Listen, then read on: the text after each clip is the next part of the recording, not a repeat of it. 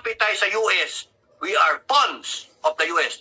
Kahit saan yung tignan, we are pawns. Pag sinabi ng US atake, sa lahat ng kakampi, atake. Eh may mutual defense tayo eh.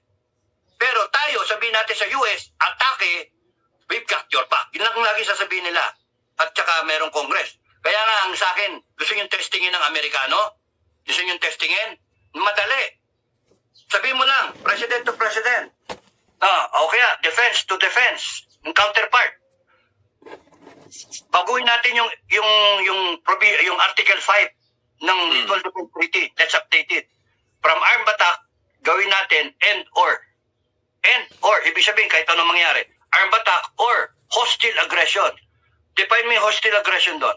Encroaching, maglagay ka ng mga tawag doon, ng floating barrier, yung inaharang mo yung fishermen natin, etc. Hostile aggression. Yung taking, yung sinasabi mo, teritoryo nila yung atin. Yan, lahat yun. Hostile aggression. Lasering, bangga-icing, paralleling ng shadowing, etc. Yung harangin yung aircraft, lahat yun. Hostile aggression. And then, ma-invoke yung mutual defense. Tignan natin tapang ng China. Kung ma-retain yung mutual defense. And that clarifies ano pa talaga posisyon na US? O ginagamit lang ba tayo na US? Galit sa atin yung Russia eh. Bakit? Kakampi natin Amerikano eh. Pero kung neutral tayo, kausapin mo yung China, kausapin mo yung Russia, at ba't kaya atake sa amin? Neutral kami. Kumbaga, Switzerland tayo nung panahon ng World War II. Research ninyo, tignan ninyo. Makita yung German at yung Amerikano, yung British, yung French. Magkapi-kapi sila doon. Magkatabing table lang yung German at saka yung mga allies. Walang pansinan. Tingin-tingin. Sa Switzerland. Pero pagaling ka na lang kayo sa chicks. Kung kanino pupunta yung chicks. Di ba?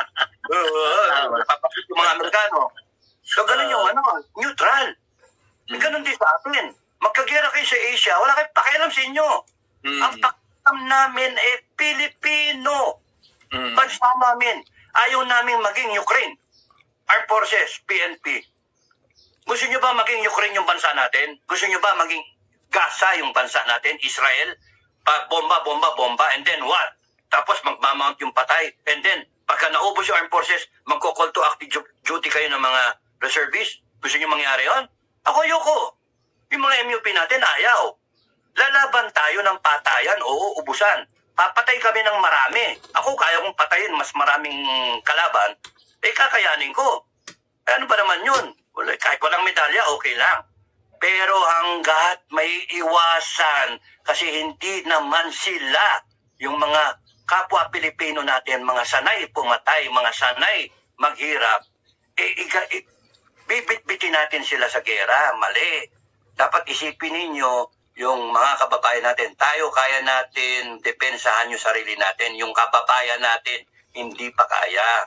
Mas maganda, smart move, neutral, palakasin yung armed forces, palakasin yung defense industries. Kung kinakailangan maglagay, strategic dapat ang thinking, hindi yung dinikta ng US, dinikta ng presidente, na hindi naman naintindihan kunyaring senaryo, na sana man lang, nagtanong siya eh. Kung nagtanong siya kay Sas, naintindihan pa ni Sas eh. Naintindihan pa eh. Okay naman ako kay Gibo, kasi si Gibo, siga. Okay naman si Gibo eh. Pero siyempre, si Gibo, limited yung kanyang actions. Sinusunod niya yung commander-in-chief eh. So, you do not take it against Gibo. He's just following the march music of the president. So, ang talagang may mali, yung the guy setting the foreign policy. So, ganun din yung armed forces natin. Now, to change that, at yung taong bayan na nagsabi, wag mga sir, neutral na lang tayo. Neutral na lang po kami. Ako si mga Policarpio ayoko ng gera. Yung ganun ba? At madinig at nakita ko nyari na milyon-milyon ang sabi, no to war, o kaya Philippines should be neutral, o kaya no to US bases. Pagsama-samahin yun, isa lang ibig sabihin nun, neutral tayo. Diba? Kita natin. Ngayon, kunyaring ang nagsalita, 1 milyon ang nagsabi, let's go to war. Ang nagsalita, tayong dalawa lang. No to war. Wala, talo tayo. Democratic country to di ba? So, tayo tahimik na lang tayo. 100 days na transition is yung transparency and accountability and empowering the audit people, yung COA, na hanggang do sa Intel Fund, hanggang do sa confidential fund, discretionary fund, ma-audit siya ng mga COA natin, hindi lang pirma kailangan. Kahit presidente ka pa ng Pilipinas, i-audit, general ka, i-audit ka, wala. Non-negotiable. Every centavo na nakuha mo sa Treasury Department, sa ating as budget, nakuha mong pera, you have to spend it wisely, thriftily, and with the proper accountability and auditing. Period. Non-negotiable. Non-negotiable.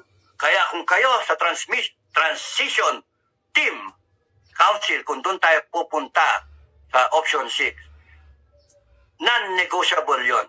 Non-negotiable.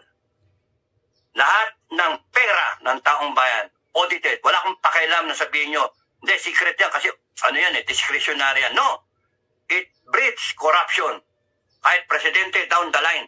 Sorry na lang, doon sa susunod. We have to discipline ourselves. We have to stop all na pwedeng pagkaugatan ng korupsyon. Discretionary, di ba? Sa putragista Congress niya, Senate yung pork barrel ilang pangalan na yan, palit di ba? Ngayon, insertion. Di ba? So, wala It has to stop. Di ba? It has to stop. So, kaya nga maganda na dyan yung death penalty to end everything. Lahat ng korupsyon. Tapos kung si Duterte lang seryoso, dinagdagan niya yung pera. Kasi tignan niyo si Duterte yung tinitira siya na pro-China, yung mga ibang nagko-comment sa akin, pro-China kayo, pati si Bibi Sara, tarantado yung mga Pilipino yan na nagsasabi na pro-China si Duterte. Mga tanga, bobo. No? Kaya tignan niyo, si Duterte, sinabi niya, friends to all, enemy to none. Pivoting to China, away from US, di ba? Wise Yun yung putragis na magaling na presidente. Why? Lalabanan mo yung China, meron ka? Di ba? Ngayon, pinalalakas niya yung armed forces. Panay mga procurement. Ang problema, yung Congress, saka Senado, ganun sa pera. Kasi yun, daming allocation. Pero, nagnanakaw naman. Meron silang mga insertions, may mga pork barrel na nakasingit. Kaya nga, wala So, tama yung neutral. Compared to sa ginawa ni BBM, nag-pivot papuntang US. No? Question mark pa nga yun, bakit bigla nagpunta tayo sa US? Nagpanic ba siya? O merong deal ba? Question mark. Meron ba deal? Hindi ko tumiisip ko na it has something to do with yung freeze order sa mga assets ng pamilya. In exchange, magtayo ka na, pwede kami magtayo ng basis dyan. Parang mga ex-deal ba? Scratch my back, scratch your back. Lift namin yung hold order.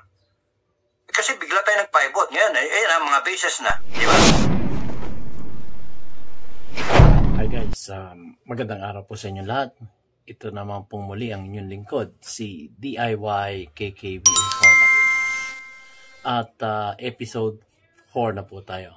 Ito po yung kasama sa 10.5 hours naming kwentuhan ni Sir Dado, si Captain General Clemente Enrique ng Scout Rangers. So, eto, matutunghayan natin yung mga bright ideas niya, bright mind, bright solutions patungkol sa kung ano ang dapat at hindi dapat gawin natin sa AFP, sa ating mga kasundaluhan na siyang gumagabay, tumutulong sa isang bawat mamayang Pilipino dito sa ating inang bansang Pilipinas. So, yun.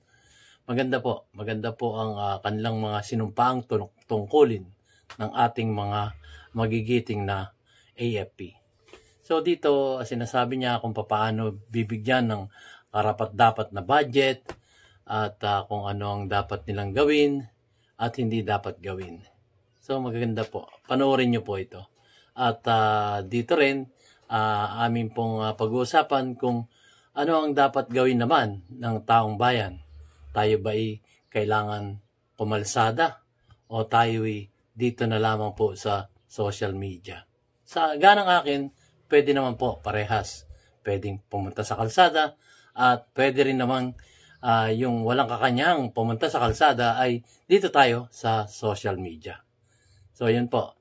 Yun po ang, at marami pa po. Tunghayan po natin. At bago po tayo magsapol ay ako po muna ay uli nagpapasalamat sa aking mga viewers at lalong-lalo na sa aking mga subscribers na patuloy na sumusuporta sa inyong abang lingkod na si DIY KKB Informative. Maraming salamat po. Sa kaibuturan ng aking puso, ako po'y lubos na magpapasalamat sa inyong lahat. Kahit kayo viewers lang, kahit kayo nakidaan lang dito, ako po'y nagpapasalamat sa inyo. At lubos po naman po ako nagpapasalamat sa aking mga subscriber na nanatili sa ating YouTube channel, DIY KKB Informative. Maraming salamat po. So ito na po. At suggestion ko lang po dun sa mga trolls. Kasi yung mga trolls guys, lumalabas yan. Konting idea lang. Lumalabas lang po yung mga trolls na yan sa mga live streaming. Kagaya ng nangyari sa amin dito sa video ito, live streaming namin ni Sir Dado. At lumalabas sila talagang tuwing magsisimula yan ng alas 12 ng hating gabi hanggang sa mga alas 4 ng umaga na. Kaya doon po sila. At ang payo ko lang naman po sa mga trolls wag naman po natin personalin. Wag naman po personalan. Ang sa atin lang po ay stick to issue. Yung kung ano lang po yung issue na sinasambit ng ating mga vloggers at kagaya namin ni Sir Dado, wag naman po personalan. Stick to issue. Kung ano po yung sinasambit ng vloggers, yun lang po ang ating komentuhan. Para naman po, maganda po yung mga komento nyo. Halimbawa, eto lang. Hindi ako sangayon dyan sa sinasabi mong neutrality. Yung neutrality na yan. Meron naman tayong Pangulo na siya magdidesisyon. Yun, yung mga ganon. Yun naman neutrality para sa lahat naman yan. Neutral nga Neutral Philippines. Maganda po yun. At itatopic din ni Sir Dado yan. Yung neutral. At naitopic na rin yan nakaraan. Ito medyo bibigyan lang niya ng konting diin. Yung paano tayo maging neutral dito sa ating inang bansang Pilipinas. Yung bang ala Switzerland tayo, na ang Switzerland, checkin nyo yung history nun, nung nagkaroon ng pandaigdigang gera, ay sila neutral. Hindi sila ginegera kasi neutral sila So, nagpupunta rin yung iba't ibang nasyon doon sa Switzerland. Doon sila parang yung bang time out muna, doon sila pupunta. So, makita mo doon, mayroong mga Amerikano, may mga iba't ibang nasyon. Iba't ibang nasyon ang nagpupunta ron dahil naka-time out sila Kumbaga, peace muna kasi maaaring sila magpapahinga. Yun. Kasi ang gera, nakakapagod yan. At walang nananalo sa gera. So, yun po ang isa sa i-discuss ni Sir Dado dito at mga katanungan ko rin. So, ito na po. Sir Dado, paki-explain po ang detalye ng ating pag-uusap dito sa episode number 4. Take it away, Sir Dado.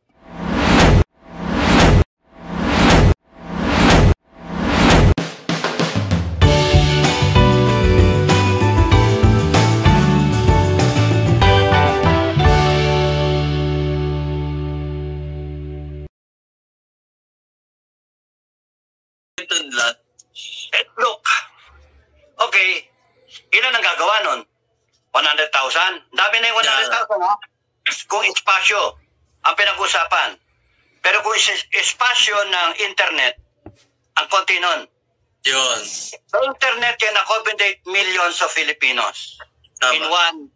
In one setting, in one day, or in 1 week, or from now, hanggang April 9. Regardless kung lumabas yung pulburon o hindi, basta nagsasalita na, make it your Facebook profile, make it your cover picture, make it your reel, make it your video, post mo araw-araw. Ipang placard mo, no to corruption. No, isara ang Kongreso at Senado. Ano, kakasuhan ka nila? No, it's your freedom of expression. Tama. Di ba? You're not violating anything. Pero ang critical doon is you see 30 million, 40 million, 60 million Filipinos all over the world. All of a sudden, wow, eh pagka kunyari nilagay mo, no to US bases, then that tells the Americans, lahat ng analysts, lahat ng geopolitical na analyst, wow, galit ang Pilipino sa Amerikano. Yung ganun ba? The Filipinos have spoken. So it would be easy, whoever will be president, na yung marching orders kasi nandoon. We want to be neutral. As a Filipino, as a country, we are neutral. Di ba? Wala kaming, we have no enemies. Di ba? China, you do not bully us. At saka maganda yon, nasa higher ground ka. Parang ang pinakita mo sa mundo, bulol tong US at saka tong China. Tayo ang nasa ibabaw. Because pinagbabati natin yung dalawa. Hindi yung kumakampi tayo sa US, we are pawns of the US. Kahit saan yung tignan, we are pawns. Pag sinabi ng US atake, sa lahat ng kakampi, atake. Eh may mutual defense tayo eh.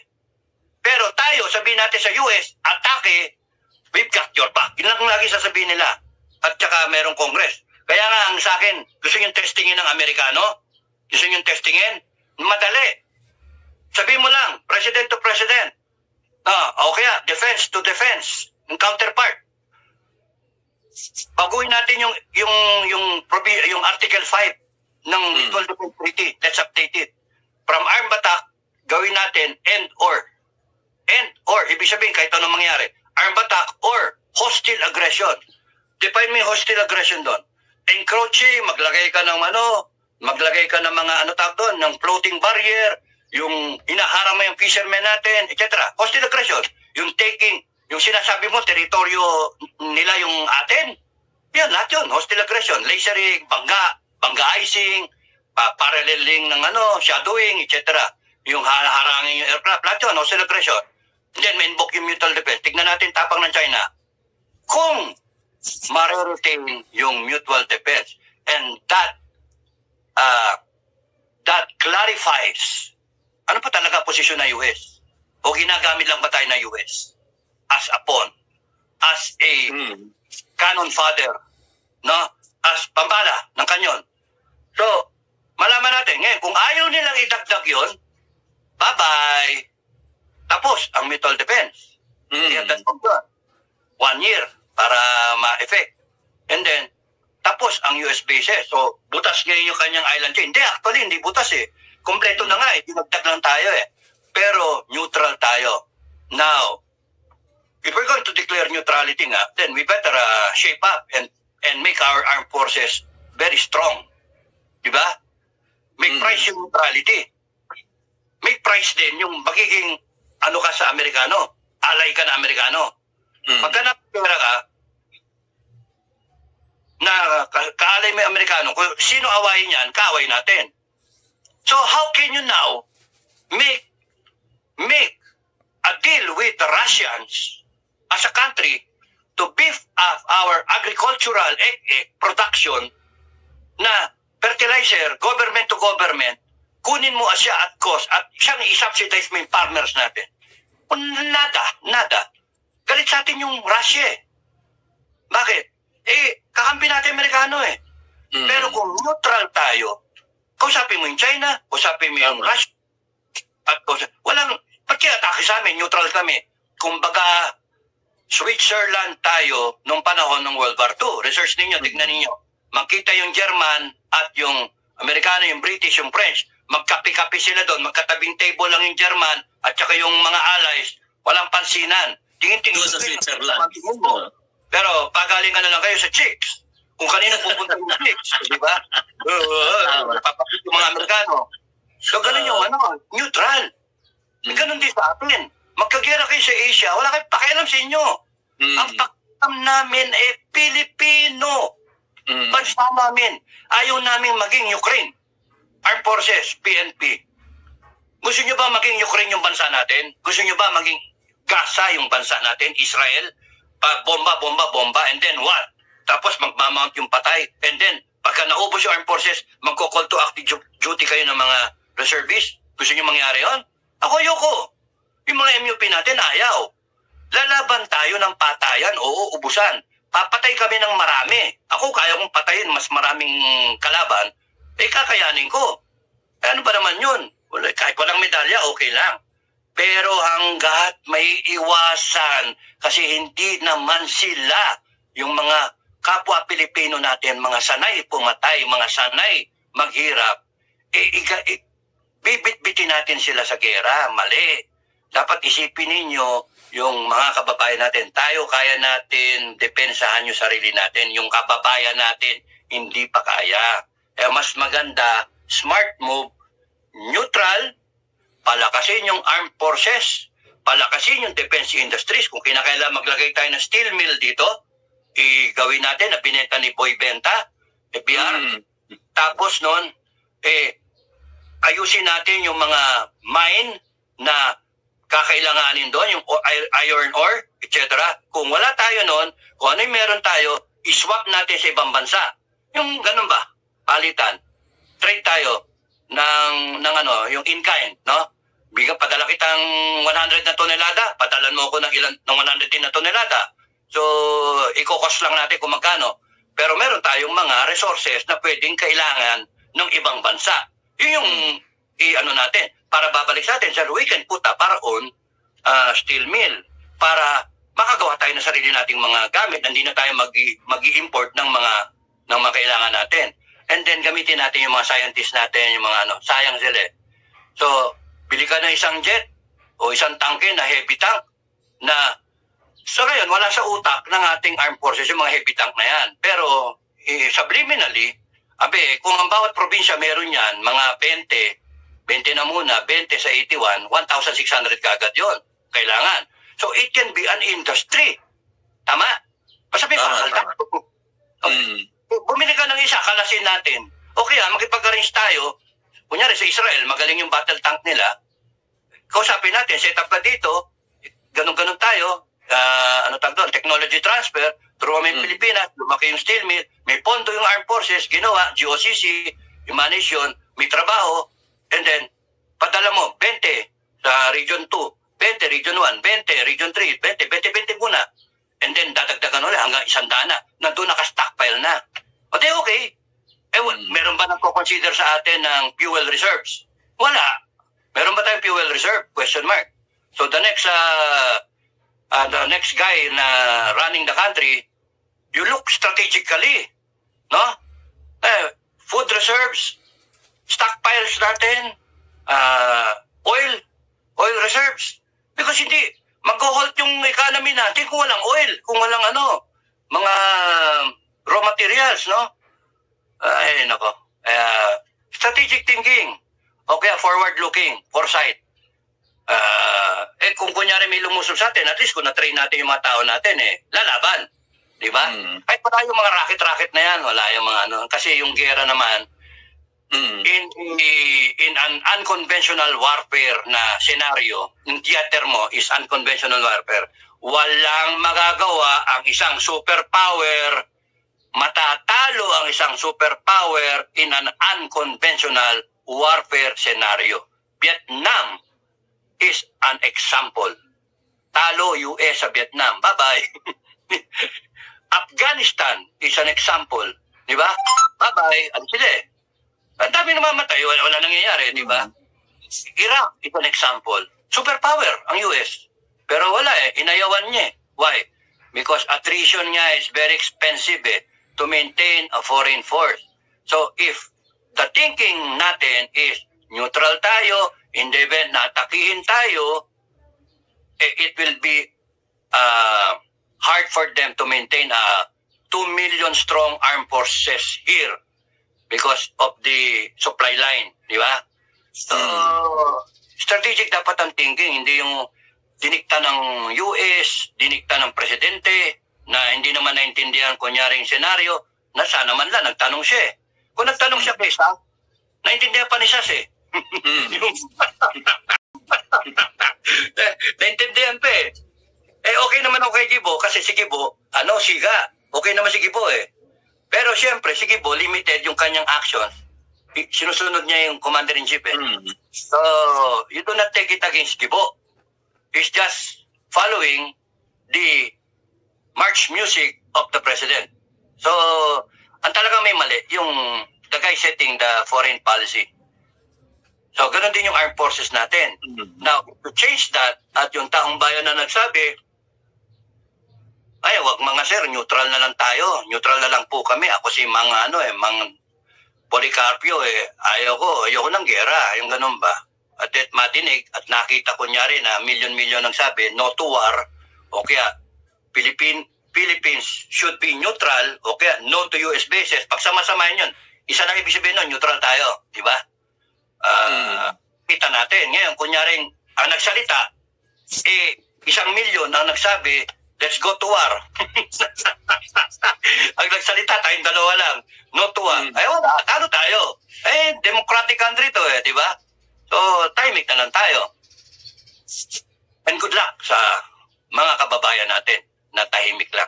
Ayaw nila magsalita So, what if Sir Dado na nagsalita na nga sa social media? Then what's next? Ano ang aasahan ng taong bayan na nagsalita using social media in 1 minute, 2 minutes, or 5 minutes? Taong bayan sa social media na maraming nagsalita, number 1, tatapang ang Pilipino. Ma-aware siya. Hindi ako nag-iisa. Ang dami pala namin. And that time, you go out to the streets if kailangan to emphasize. And that's the time. Huwag tayong magbayad ng taxes kung may mag-suggest nun. Bakit? Dami tayo. That's the time to not to follow them. Kasi tayo dapat ang sundin. Pero until such time that the Filipino people remain silent about it, na seemingly doesn't care, Chacha will proceed. Tama? Sabihin ninyo, no to Chacha. Napakasimple. No to Chacha. Kaya nga, you can think of 5 main kumbaga sa menu, yung 5 na courses of meron kang spaghetti, meron kang pasta, meron kang pizza, meron kang main course kunyari, may salad ka, may soup ka, meron kang bibimbap, o meron ka pang dessert, may juice ka pa. So lahat 'yon, ilagay nyo. Isang full meal. Yun yung paniwala mo Ba't ka matatakot? Yun ang gusto ko yung ganun ba? Yun ang gusto ko I am speaking out. Tama si Captain Captain General. Captain Pinoy. Tama si Sir Tama Tama niya si Iking. It makes sense Bakit? Ano ba masama sasabihin kong ayaw ko ng Chacha? No to Chacha. No to corruption. And all corruption. Yes to death penalty. Di ba? Isara yung Senate at saka yung Congress. Ano masama doon? Yun ang gusto ko Yun yung type ko Di ba? No to Tambalolo. Drug test for PBM. Di ba? First family. And all. Barkada. Lahat sila. AFP. Binlag ko yun na dapat. Yun yung gawin nyo. Walang barkada, walang share. Nare-respect mo pa rin yung commander-in-chief mo kahit isubject mo siya sa drug test. Ang siste lang, sinisigurado mo lang that he is respecting also the mandate given to him. He respects the office of the president. He respects the AFP as the people under him. Because one day he might command, magkera tayo. Bangag. So you have to clarify that, AFP, PNP. So that's why nasa inyo yun. Huwag kayong matakot na tanggalin kayo sa pwesto. Hindi. Kasi kung ako yun nandyan, sabihin ko lang, kung anong tawagan nyo, brother, o pare, o kaya bossing, o kaya sir, Mr. President, sorry, but we have to subject you to the honest to goodness, publicly covered na drug test. No? Administered drug test. Immediately. Walang ano-ano. Taling ka namin. After Holy Week, padala ka namin na mag-drug test tayo. We show it publicly. And that will save you. Or that will destroy you. Di ba? Kasi ganun lang naman. Ngayon, if you have to go down because of that drug test, then we have done our role as true Filipinos, as true soldiers of the Filipino people. Because yung commander mo, hindi pwedeng hindi fit to command yung buong entirety ng armed forces tsaka ng PNP and how much more yung buong Pilipinas na naka-alay tayo sa kanya, nakadepende tayo sa kanya as our father. Pagka nakita mo yung tatay mo dugrigista, susundin mo pa ba? Hindi na. Hindi na. Hospital mo. Kaya nga, pagka nakitang positive yan, nakunod, sana hindi. Kung nakitang positive yan, parehab natin. Di ba? Subject to whatever violation ng binayolate niya. And subject to audit pa rin. Ayun, isa sa 100 days na transition is yung transparency and accountability and empowering the audit people, yung COA, na hanggang do sa Intel Fund, hanggang do sa confidential fund, discretionary fund, ma-audit siya ng mga COA natin, hindi lang pirma kailangan. Kahit presidente ka pa ng Pilipinas, i-audit, general ka, i-audit ka, wala. Non-negotiable.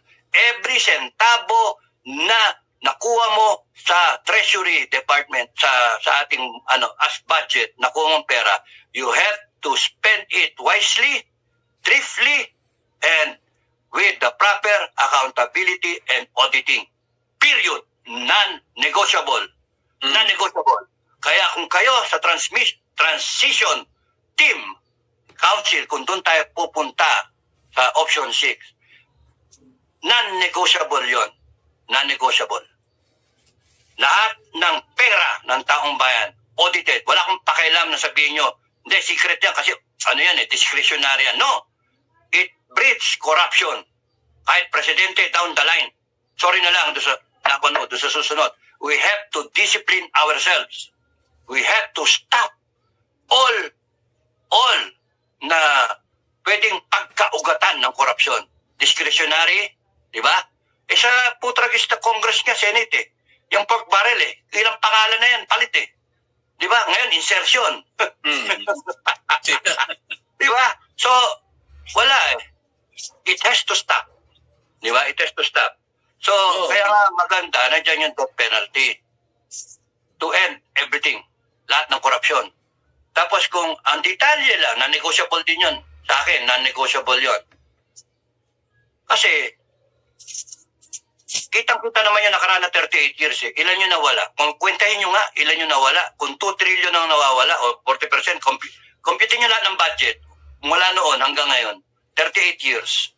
Ano yung total na naging budget na? Ilang trillion? Panahon ni Cory Aquino, nagsimula tayong 1 trillion No? O kunyari, hanggang ngayon, nasa 5 trillion na tayo ngayon. 2020, nasa 4 trillion tayo. Ngayon, 5.7 trillion. May insertion pa. Abot pa nga na 6 trillion Imagine yung 40% nakaw. Kaya computing nyo lahat na nakaw. Ilan yung nawala sa atin? And here we are. Kaya tayo ganyan tinatakot ng China. Kanino kasalanan? Hindi kasalanan ng armed forces. Sinabi na nga ni Fidel Ramos magkaroon ng modernization. Sinabi rin ni Noynoy Aquino, modernization, 15 years yun. Si Duterte lang, seryoso, dinagdagan niya yung pera. Kasi tignan niyo si Duterte yung tinitira siya na pro-China, yung mga ibang nagko-comment sa akin, pro-China kayo, pati si BP Sara, tarantado yung mga Pilipino yan na nagsasabi na pro-China si Duterte. Mga tanga, bobo. No? Kaya tingnan nyo, si Duterte, sinabi niya, friends to all, enemy to none. Pivoting to China, away from US, di ba? Wise Yun yung putragis na magaling na presidente. Why? Lalabanan mo yung China, ano meron ka? Di ba? Ngayon, pinalalakas niya yung armed forces. Panay mga procurement. Ang problema, yung Congress, tsaka Senado, ganun sa pera. Kasi yun, daming allocation. Pero, nagnanakaw naman. Meron silang mga insertions, may mga pork barrel na nakasingit. Kaya nga, wala So, tama yung neutral, compared to sa ginawa ni BBM, nag-pivot papuntang US. No? Question mark pa nga yun, bakit bigla nagpunta tayo sa US? Nagpanic ba siya? O merong deal ba? Question mark. Meron ba deal? Hindi ko tumiisip ko na it has something to do with yung freeze order sa mga assets ng pamilya. In exchange, magtayo ka na, pwede kami magtayo ng basis dyan. Parang mga ex-deal ba? Scratch my back, scratch your back. Lift namin yung hold order. Kasi bigla tayo nag-pivot. Ngayon, ang mga bases na, di ba? Well, whatever is the reason, it's a stupid, tingin ko, it's a stupid na, the armed forces can only maximize given yung situation na ganyan. Wag nyo sisihin yung armed forces nyo. In fact, they're doing a good job. They're doing a good job. Yung mga balikatan ek-ek na yan, minamaximize nila yung benefit natin doon sa bases. Pero given nga yung merong defined na policy na, sige, neutral tayo, non-negotiable. Ano gawin ng armed forces? Then neutral tayo, pero you have to fund yung armed forces natin para hindi magmukhang tanga. Mamamatay sila. Sino ba gustong mamatay sila? Lalaban yan. Bigyan mo sila ng bala. Bigyan mo sila ng gamit. Di ba? At saka yung mga maubos man yan, bigyan mo sila ng tropa, replacement. Ika nga. Inagera, pagka namatay yung mga bida, ayaw natin. Alam niyo yung policy ng US, magaling Pag ikaw magaling ka na piloto, o kaya Medal of Valor ka na, kasi naglulusog ka, papanat kang ganyan, wow, valor, dahil pinatay ng mga Hapon. Recall ka. Doon ka na sa Amerika, magbenta ka na lang ng mga warbans, no? Yung mga piloto, doon ka, daling ka sa Top Gun, whatever training school, mag-train ka mga piloto, na pe-preserve na Amerikano, yung magagaling niyang mga veterano. Tayo, walang programang ganun. Pagka veterano ka, sige, pucha, may anting-anting to. Mahirap patawid to. Sige, doon ka pa. Tapo ka pa rin. Walang yan. Dapat nga dyan, yung mga magagaling natin na mga commander, pull out mo, dali mo sa academy, sa OCS o kaya sa PMA, para maituro nila yung kanilang karanasan. O kaya dali mo sa Reserve Command, para maituro nila yung kanilang mga experience, no? Para matuloy-tuloy yung production line natin ng mga opisyal, pero this time meron ng benefit ng experience ng mga veterano, di ba? Kaya nga sinasabi ko yung maganda yung organization ng ating reserve, nakaganyan, interlock yung veterano natin, mga retired na may pakinabang naman, may training kompleto, may mga foreign train pa dyan no? Yung may counter-terrorist dyan, may sniper, may demolitions expert, kompleto, lalim mga galing sa PSG, mga tao ko galing dyan ang gagaling So kompleto, all they have to do now, be the trainer, ituro mo ngayon dito sa mga reserve. Diba? And then, mamamana ngayon ng mga pagito, nating mga kapwa Pilipino, yung galing nito mga veterano. And that makes yung standby force na very potent. Kahit sinong lumusob dyan, yari sila. Because tinuro ng reserve ng mga veterano, huwag ka tatayo tayo. Pagka nakadinig ka putok, baba ka.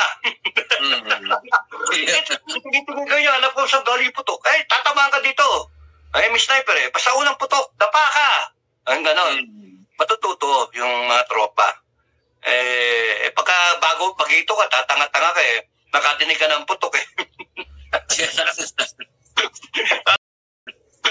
Napahanap ka ba? Nasaan yun? Mamamatay ka agad pag gano'n So somebody has to train them. So maganda nga mag-merge yung organization. Sa bawat isang platoon o sa bawat isang team, 7-man team o 9-man team o 11-man na squad pale, may isang veterano, yung pinaka sergeant nila. Di ba? A retired corporal, a retired sergeant can be the squad leader. And then yung kanilang platoon sergeant can be a veteran na master sergeant. The lieutenant na platoon leader nila is a retired na chief master sergeant na promote to the next level, di ba? So you have, NCO yun nandoon sa ground level. Wow, ang galing.